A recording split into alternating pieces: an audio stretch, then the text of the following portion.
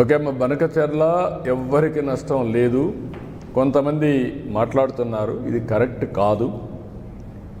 తెలంగాణలో కొన్ని ప్రాజెక్టులు నేను సమైక్య ఆంధ్రప్రదేశ్లోనే దేవాదులు నేనే పునాదులు వేశాను. ఆ రోజు లిఫ్ట్ ఇరిగేషన్ పెట్టాను.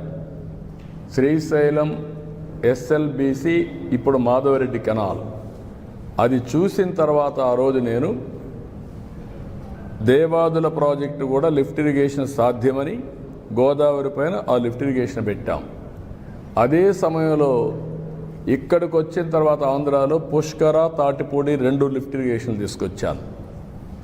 తర్వాత కొన్ని వీళ్ళు దేవాదుల ఇవన్నీ కూడా వచ్చాయి.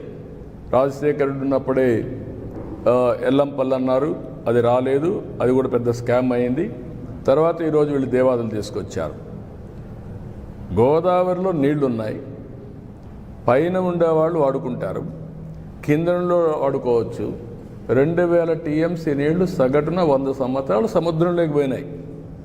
సముద్రంలోకి పోయే నీళ్లు ఒక 200 టీఎంసీ ఇక్కడ కానీ అక్కడ కానీ వాడుకుంటే రాష్ట్రాలు బాగుపడతాయి, తెలుగు కమ్యూనిటీ బాగుపడుతుంది, నీటి సమస్య పరిష్కారం అవుతుంది. ఆ విషయమే నేను పదే పదే చెప్తున్నా. ఎవ్వరికీ నష్టం లేదు. నేను తెలంగాణలో ఉండే ప్రాజెక్ట్స్ గోదావరి పైన ఎప్పుడు అపోజ్ చేయలేదు, అపోజ్ చేయను కూడా.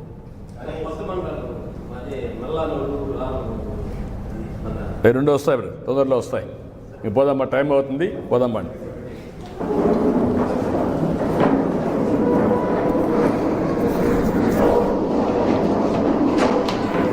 రాజకీయాలు చేస్తూ ఉంటారు ఎప్పుడు నేను అడుగుతున్నా, ఎప్పుడైనా 1 రూపాయి ఇచ్చారు చిత్తూరు రైతాంగానికి?